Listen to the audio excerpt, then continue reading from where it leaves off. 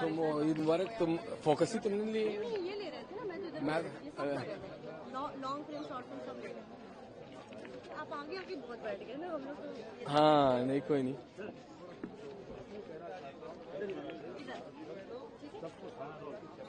Sir आज ईद का मौका है, 1 महीने के रोजे के बाद आज ईद मनाया जा रहा है सारे देश में। आपने भी यहाँ पे नमाज पढ़ा, क्या कहना चाहेंगे लोगों को? देखिए ये ईद खुशियों का त्यौहार है और खुशियां बिखेरता है। मोहब्बत, भाईचारा, शांति, आपस में सौहार्द, ये भारत की पहचान है और आज पूरे हिंदुस्तान में ईद मनाई जा रही है। तमाम मैं अपने जितने भी भारत के नाजरीन, मैं पहुंचा हूं लेबनान, जहां पे जंग के 140 करोड़ भारतीयों को मैं ईद की मुबारकबाद देता हूं।